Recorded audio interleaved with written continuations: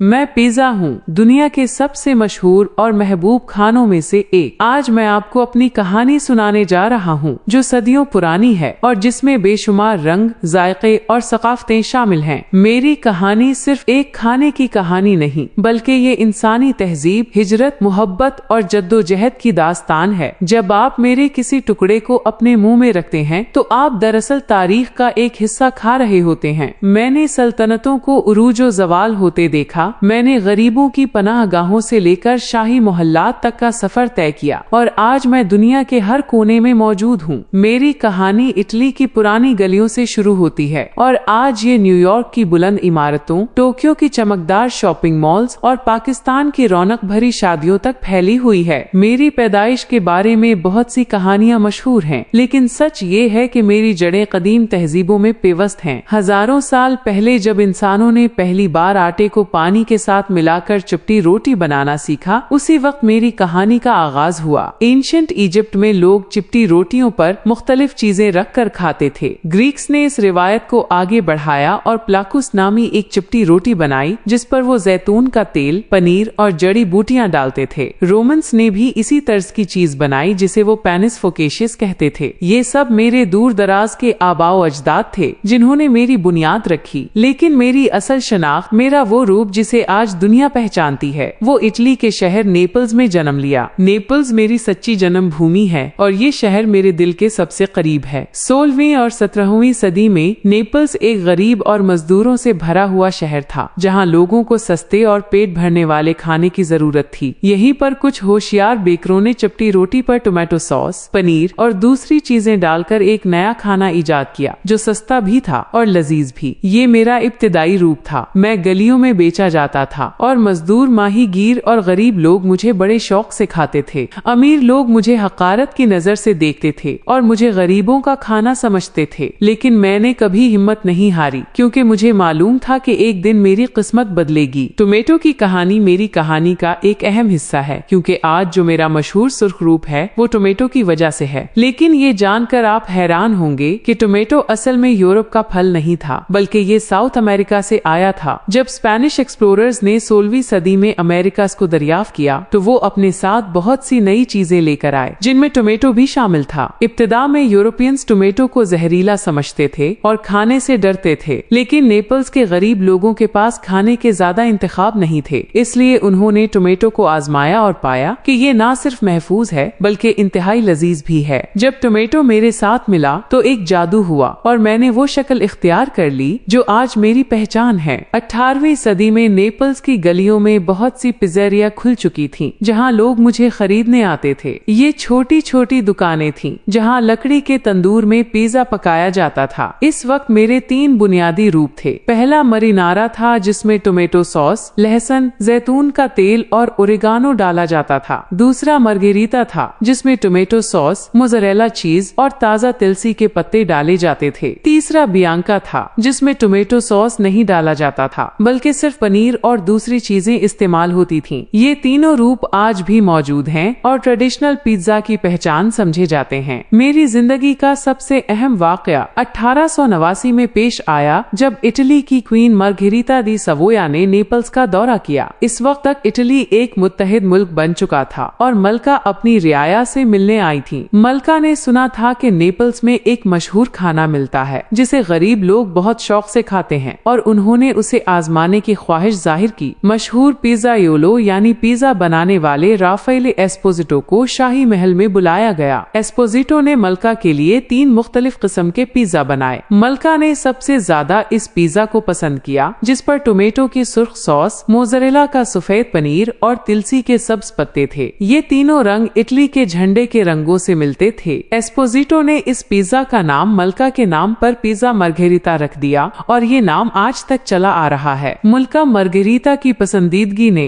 मेरी जिंदगी बदल दी। अब मैं सिर्फ गरीबों का खाना नहीं रहा बल्कि शाही मंजूरी हासिल करने वाला खास खाना बन गया। अमीर लोगों ने भी मुझे आजमाना शुरू किया और मेरी मकबूलियत बढ़ने लगी, लेकिन मेरा सबसे बड़ा सफर अभी बाकी था। 19वीं सदी के आखिर और 20वीं सदी के शुरू में इटली से लाखों लोग अमेरिका हिजरत कर गए। वो गुर्बत और बेरोजगारी से भाग रहे थे और नई दुनिया में अपनी किस्मत आजमाना चाहते थे। ये इटालियन इटालियन मुहाजिरीन अपने साथ अपनी सकाफत, अपनी जबान, अपने गीत और सबसे अहम बात अपने खाने लेकर गए, और उन खानों में सबसे नुमाया में था पिज्जा। न्यूयॉर्क सिटी वो जगह थी जहां सबसे पहले अमेरिका में पिज्जेरिया खुली। 1905 में जेनारो लोम्बार्डी ने मैनहट्टन के लिटिल इटली इलाके में पहली लाइसेंस्ड पिज्जेरिया खोली। ये लोम्बार्डीज आज भी मौजूद है और अमेरिका की सबसे पुरानी पिज्जेरिया के तौर पर मशहूर है। शुरू में मैं सिर्फ इटालियन मुहाजिरीन में मकबूल था, लेकिन आहिस्ता आहिस्ता दूसरे अमेरिकन ने भी मुझे आजमाना शुरू किया। न्यूयॉर्क में मेरा एक नया रूप सामने आया जिसे न्यूयॉर्क स्टाइल पिज्जा कहा जाता है। ये पिज्जा बड़े साइज का होता है, इसका क्रस्ट पतला और लचकदार होता है और उसे मोड़कर खाया जाता है। ये रूप इतना मशहूर हुआ कि आज भी लोग न्यूयॉर्क आते हैं तो यहाँ का पिज्जा जरूर खाते हैं। दूसरी जंगे अजीम ने मेरी जिंदगी में एक और बड़ी तब्दीली लाई। जब अमेरिकन फौजी इटली में लड़ने गए तो उन्होंने वहाँ पहली बार असली इटालियन पिज्जा का जायका चखा। जब ये फौजी वापस अमेरिका आए तो उन्होंने पिज्जा की बहुत तारीफ की और उसे ढूंढने लगे। इस तलब ने अमेरिका में पिज्जरियाज की तादाद में बेपनाह इजाफा कर दिया। 1950 और 1960 की दहाइयों में पिज्जा अमेरिका का सबसे मकबूल खाना बनने लगा। ये वो दौर था जब मैंने वाकई अमेरिका को फतह कर लिया। हर शहर, हर कस्बे में पिज्जरियाज खुल गईं और मैं अमेरिकन सकाफत का एक लाजमी हिस्सा बन गया। शिकागो में मेरा एक और नया रूप सामने आया जो न्यूयॉर्क स्टाइल से बिल्कुल मुख्तलिफ था। 1943 में आइक सुवेल और रिक रिकार्डो ने पिज्जेरिया ऊनो खोली जहां उन्होंने डीप डिश पिज्जा मुतारिफ करवाया। ये पिज्जा एक गहरे पैन में बनाया जाता है और इसका क्रस्ट मोटा होता है। इसमें पनीर नीचे रखा जाता है और टोमेटो सॉस ऊपर डाला जाता है जो इटालियन रिवायत से बिल्कुल उलट है। शिकागो स्टाइल पिज्जा एक मुकम्मल खाना है जिसे खाने के लिए छुरी और कांटे की जरूरत होती है। न्यूयॉर्क और शिकागो के लोगों में आज भी बहस जारी है कि किसका पिज्जा बेहतर है, लेकिन मेरे लिए ये सब मेरे बच्चे हैं और मैं सबसे बराबर मोहब्बत करता हूँ। 1958 में एक ऐसा वाकया हुआ जिसने पूरी पिज्जा इंडस्ट्री को बदल कर रख दिया। दो भाइयों डैन और फ्रैंक कार्नी ने कैंसस में एक छोटी सी दुकान में पिज्जा हट खोली। ये पहली बड़ी पिज्जा चेन की शुरुआत थी। उन्होंने एक खास तरीके से पिज्जा बनाना और बेचना शुरू किया जो बहुत कामयाब हुआ। पिज्जा हट ने डाइन इन एक्सपीरियंस पर जोर दिया जहां लोग बैठकर आराम से पिज्जा खा सकते थे। उनकी सुर्ख छत वाली इमारतें अमेरिका भर में मशहूर हो गईं। आज पिज्जा हट दुनिया की सबसे बड़ी पिज्जा चेन्स में से एक है और सैकड़ों ममालिक में इसकी शाखें मौजूद हैं। 1960 में एक और अहम चेन का आगाज हुआ जब टॉम मोनाहान और उसके भाई ने मिशिगन में एक छोटी पिज्जेरिया खरीदी। ये बाद में डोमिनोज पिज्जा बन गई। डोमिनोज ने डिलीवरी पर तवज्जो मरकूज की और वादा किया कि 30 मिनट में पिज्जा घर पहुंचा दिया जाएगा वरना मुफ्त मिलेगा। ये कॉन्सेप्ट बहुत कामयाब हुआ और डोमिनोज तेजी से फैली। आज डोमिनोज दुनिया की सबसे बड़ी पिज्जा डिलीवरी कंपनी है। इन चेन्स ने मुझे घरों तक पहुंचाया और लोगों के लिए पिज्जा खाना पहले से कहीं ज्यादा आसान बना दिया। 1962 में लिटिल सीजर्स का आगाज हुआ जब माइक इलिच और उनकी बीवी ने मिशिगन में पहली दुकान खोली। लिटिल सीजर्स ने सस्ते पिज्जा पर तवज्जो दी और पिज्जा का नारा मशहूर किया जिसका मतलब था कि एक की कीमत में 2 पिज्जा मिलेंगे। इसके बाद 1984 में पापा जॉन्स ने अपना सफर शुरू किया जिसका नारा था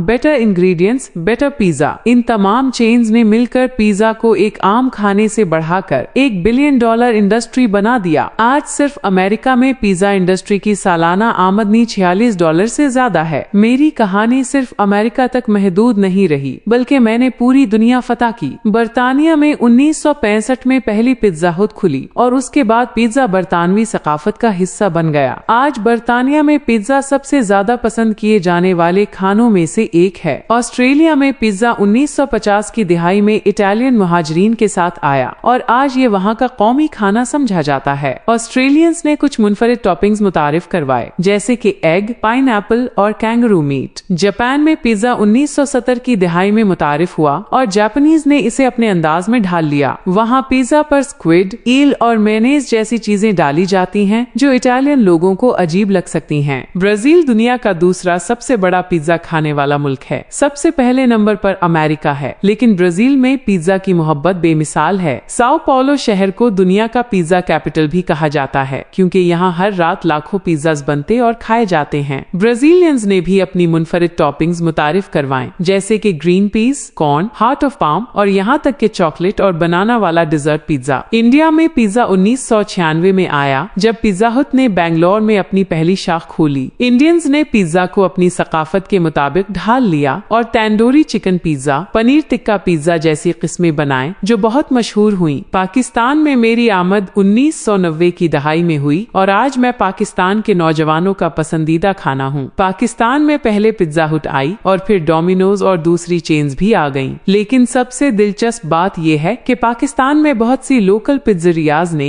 इटालियन और पाकिस्तानी जायकों का इम्तिजाज पेश किया। लाहौर, कराची, इस्लामाबाद और दूसरे शहरों में पिज्जा की दुकानें हर जगह नजर आती हैं। पाकिस्तानी लोग स्पाइसी पिज्जा पसंद करते हैं और यहाँ पिज्जा पर सीख कबाब, चापली कबाब और दूसरी पाकिस्तानी चीजें भी डाली जाती हैं। शादियों और पार्टियों में पिज्जा एक लाजमी डिश बन चुकी है। मेरे बनने का अमल एक फन है जो सदियों में मुकम्मल हुआ है। सबसे पहले डो बनाया जाता है जिसमें आटा, पानी, खमीर, नमक और थोड़ा सा जैतून का तेल शामिल होता है। इस डो को अच्छी तरह गूंधा जाता है और फिर कई घंटों के लिए छोड़ दिया जाता है ताकि खमीर अपना काम कर सके। ये फर्मेंटेशन का अमल बहुत अहम है क्योंकि इसी से पिज्जा को इसका खास जायका और टेक्सचर मिलता है। ट्रेडिशनल नियापोलिटन पिज्जा में डो को कम से कम 24 घंटे फर्मेंट होने दिया जाता है। कुछ पिज्जरियाज में ये अमल बेहतर घंटे या इससे भी ज्यादा लंबा होता है। डो तैयार होने के बाद इसे हाथों से गोल शक्ल दी जाती है। असली इटालियन पिज़्ज़ाइयोलो कभी रोलिंग पिन इस्तेमाल नहीं करते, बल्कि वो अपने हाथों से डो को फैलाते हैं। कुछ माहिर पिज़्ज़ाइयोलोस डो को हवा में उछालकर गोल करते हैं, जो देखने में बहुत खूबसूरत लगता है। ये तकनीक न सिर्फ डो को फैलाती है बल्कि उसमें हवा भी भर देती है, जिससे क्रस्ट हल्का और क्रिस्पी बनता है। फिर टोमेटो सॉस लगाई जाती है जो सैन मर्जानो टोमेटोज से बनी होती है। ये टोमेटोज इटली के कैंपेनिया इलाके में उगते हैं और पिज्जा के लिए बेहतरीन समझे जाते हैं। उनका जायका मीठा और तेजाबियत कम होती है। मोज़रेला चीज मेरी जान है और उसके बगैर पिज्जा अधूरा है। असली इटालियन पिज्जा में मोज़रेला दी बुफाला इस्तेमाल होती है जो भैंस के दूध से बनती है। ये चीज बहुत नरम और मुलायम होती है और पिघलने पर लंबे धागे बनाती है। अमेरिका में ज्यादातर लो मॉइस्चर मोज़रेला इस्तेमाल होती है जो गाय के दूध से बनती है। ये ज्यादा देर तक ठीक रहती है और पिघलने पर ब्राउनिंग अच्छी होती है। पिज्जा के ऊपर ताजा तिलसी के पत्ते, जैतून का तेल और मुख्तलिफ टॉपिंग्स डाली जाती हैं। ट्रेडिशनल नियापोलिटन पिज्जा में टॉपिंग्स बहुत सादा होती हैं, जबकि अमेरिकन स्टाइल पिज्जा में बहुत सारी चीजें डाली जाती हैं। पिज्जा को पकाने के लिए बहुत ज्यादा दर्जे हरारत की जरूरत होती है। असली नियापोलिटन पिज्जा 485 डिग्री सेल्सियस पर सिर्फ 60 से 90 सेकंड में पक जाती है। इस कदर ज्यादा दर्जे हरारत हासिल करने के लिए लकड़ी का तंदूर जरूरी है। ये तंदूर खास ईंटों से बनाए जाते हैं जो गर्मी को अंदर रखते हैं। लकड़ी की आग पिज्जा को एक खास स्मोकी जायका देती है जो दूसरे तरीकों से नहीं आ सकता। घरेलू ओवन्स आमतौर पर 250 से 300 डिग्री सेल्सियस तक जाते हैं, इसलिए घर पर पिज्जा बनाना थोड़ा मुख्तलिफ है। लेकिन पिज्जा स्टोन या स्टील इस्तेमाल करके घर पर भी अच्छा पिज्जा बनाया जा सकता है। मेरी मुख्तलिफ किस्मों की तादाद बेशुमार है। मार्गेरिटा और मरीनारा के अलावा सैकड़ों और किस्में हैं। पेपरोनी पिज्जा अमेरिका में सबसे ज्यादा मकबूल है, जिस पर पेपरोनी के गोल टुकड़े डाले जाते हैं। हवाईन पिज्जा जिस पर हैम और पाइनएप्पल होता है बहुत कंट्रोवर्शियल है क्योंकि बहुत से लोग फल को पिज्जा पर डालना पसंद नहीं करते। लेकिन ये पिज्जा 1960 की दहाई में कनाडा में इजाद हुआ और आज भी लाखों लोग इसे पसंद करते हैं। क्वाट्रो फॉर्मगी 4 मुख्तलिफ चीजेस से बनी होती है। बीबीक्यू चिकन पिज्जा पर बीबीक्यू सॉस और चिकन होता है। मीट लवर्स पर कई किस्म के गोश्त होते हैं। वेजी पिज्जा सब्जी खूरों के लिए है जिस पर सिर्फ सब्जियां होती हैं। कैलजोन मेरा एक करीबी रिश्तेदार है जो दरअसल पिज्जा को आधा मोड़कर बनाया जाता है। ये नेपल्स में ही इजाद हुआ और इसका नाम इटालियन जबान में पतलून के मानी में है क्योंकि इसकी शक्ल पतलून की टांग जैसी होती है। कैलजोन के अंदर वही चीजें होती हैं जो पिज्जा के ऊपर होती हैं, लेकिन ये बंद होता है। स्ट्रोम्बोली एक और वेरिएशन है जो रोल्ड पिज्जा की तरह होता है। फोकाचिया भी मेरा रिश्तेदार है जो फ्लैट ब्रेड है और उस पर जैतून का तेल और जुड़ी बूटियां लगाई जाती हैं। ये सब मिलकर इटालियन ब्रेड फैमिली बनाते हैं जिसमें मैं सबसे मशहूर हूँ। फ्रोजन पिज्जा ने मेरी जिंदगी में एक नई जहत का इजाफा किया। 1950 की दिहाई में सेलेंटानो ब्रदर्स ने पहली फ्रोजन पिज्जा बनाई। उसके बाद 1957 में रोज एंड जिम टोटिनो ने फ्रोजन पिज्जा का कारोबार शुरू किया जो बहुत कामयाब हुआ। फ्रोजन पिज्जा ने मुझे हर घर तक पहुंचा दिया क्योंकि अब लोग सुपरमार्केट से पिज्जा खरीद कर घर ला सकते थे और जब चाहें ओवन में डालकर कर खा सकते थे। आज फ्रोजन पिज्जा की इंडस्ट्री बिलियंस ऑफ डॉलर्स की है। डिजिओर्नो, रेड बैरन, टूम्बस्टोन और बहुत से दूसरे ब्रांड्स मशहूर हैं, लेकिन फ्रोजन पिज्जा कभी भी ताज़ा पिज्जरिया के पिज्जा की जगह नहीं ले सकती, क्योंकि ताजगी का जायका अलग ही होता है। टेक्नोलॉजी ने पिज्जा इंडस्ट्री को बहुत बदला है। आज आप ऐप के जरिए पिज्जा ऑर्डर कर सकते हैं और जीपीएस से ट्रैक कर सकते हैं कि आपका पिज्जा कहाँ है। डोमिनोज ने पिज्जा ट्रैकर मुतारिफ करवाया, जो रियल टाइम में बताता है कि पिज्जा बनाने के कौन से मरहले में है। कुछ जगहों पर ड्रोन से पिज्जा डिलीवरी होती है। रोबोट्स भी पिज्जा बनाने में इस्तेमाल होने लगे हैं। ज़ूमे पिज्जा ने रोबोट से पिज्जा बनाने की टेक्नोलॉजी डेवलप की, लेकिन असली पिज्जा योलोज का कहना है कि पिज्जा बनाना एक फन है जो मशीन्स नहीं सीख सकती। इंसानी हाथों का लम्स पिज्जा में एक खास बात डालता है जो कोई मशीन नहीं दे सकती। पिज्जा और हेल्थ का रिश्ता हमेशा बहस का मौजू रहा है। बहुत से लोग पिज्जा को जंक फूड समझते हैं, लेकिन हकीकत ये है कि पिज्जा सेहतमंद भी हो सकता है। इसका इन्हिसार इस बात पर है कि आप कौन सी टॉपिंग्स इस्तेमाल करते हैं और कितना खाते हैं। होल व्हीट क्रस्ट से बनी पिज्जा में फाइबर ज्यादा होता है। सब्जियों वाली पिज्जा में विटामिन और मिनरल्स होते हैं। टोमेटो सॉस में लाइकोपीन होता है, जो एक अहम एंटीऑक्सीडेंट है। चीज में प्रोटीन और कैल्शियम होता है। मसला तब होता है जब बहुत ज्यादा चीज, प्रोसेस्ड मीट और ज्यादा मिकदार में पिज्जा खाया जाए। मैंने पॉप कल्चर में भी अपनी जगह बना ली है। Teenage mutant Ninja turtles cartoon में पिज्जा हीरो टर्टल्स का पसंदीदा खाना है। इस कार्टून ने 1980 और 1990 की दिहाई में बच्चों में पिज्जा की मोहब्बत को और बढ़ा दिया। बहुत से मूवीज में पिज्जा सीन्स शामिल हैं। होम अलोन में केविन पिज्जा ऑर्डर करता है। स्पाइडरमैन में पीटर पार्कर पिज्जा डिलीवरी का काम करता है। फ्रेंड्स टीवी शो में जोई ट्रिबियानी की पिज्जा मोहब्बत मशहूर है। इसका डायलॉग जोई डजंट शेयर फूड खास तौर पर पिज्जा के बारे में था। बहुत से गानों में भी पिज्जा का जिक्र है।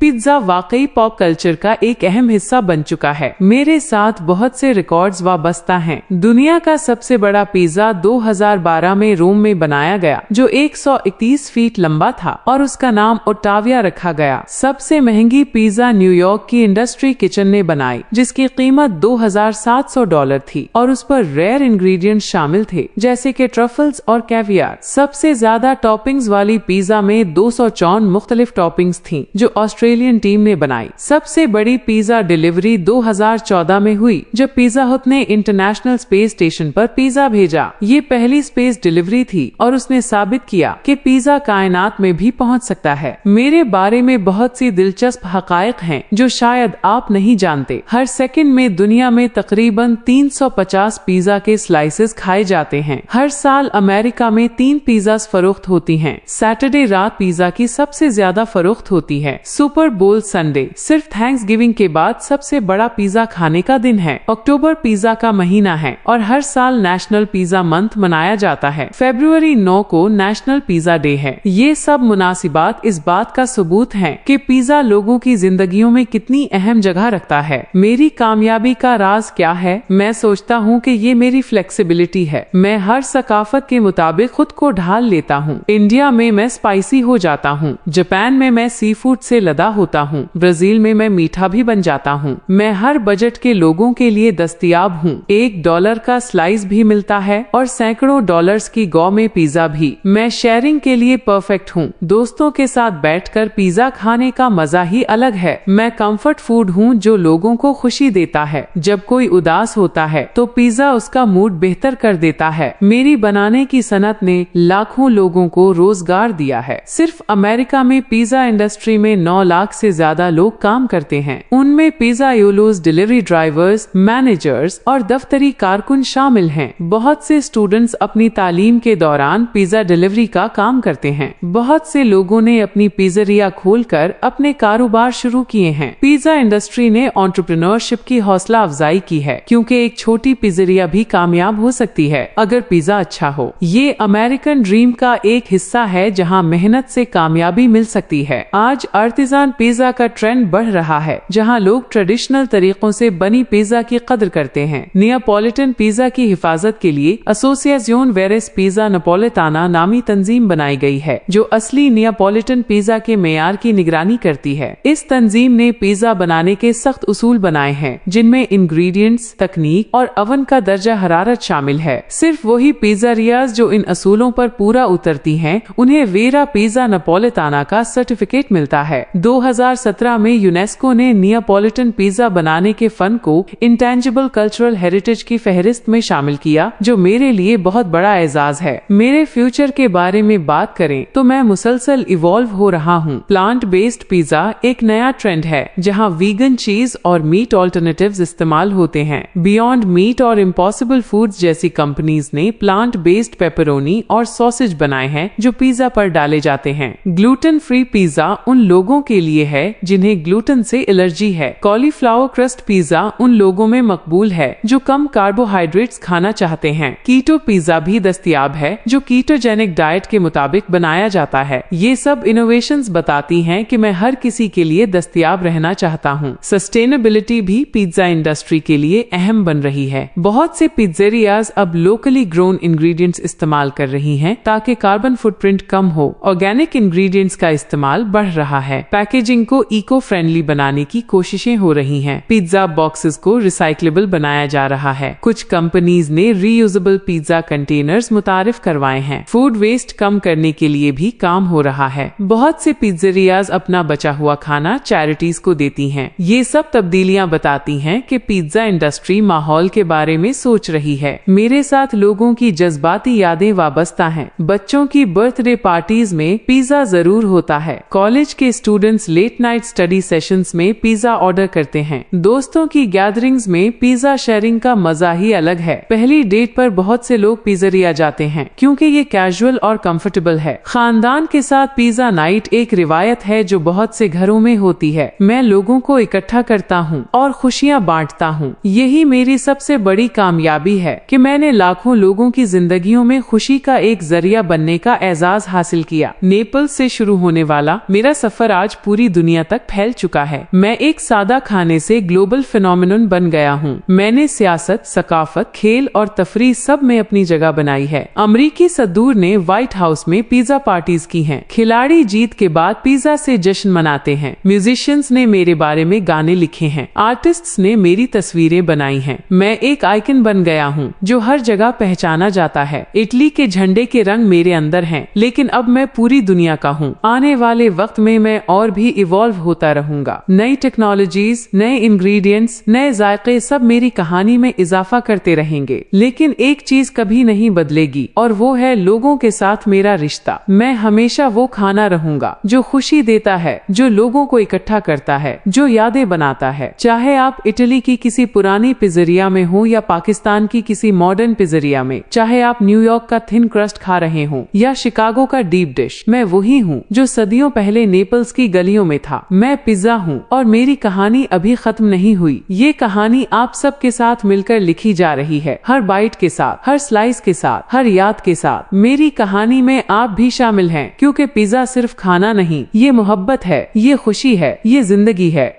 ऑनलाइन कुरान मजीद की मुस्तनद और मेयारी तालीम अब कहीं भी, किसी भी वक्त। असातिज़ा के साथ नाजरा, तजवीद और हिफ्ज़ की मुनज़्ज़म क्लासेस वालिदैन के लिए काबिल एतमाद, बच्चों के लिए आसान और मुअस्सिर निज़ाम तालीम। दाखिले और तफसीली रहनुमाई के लिए व्हाट्सएप पर राब्ता करें।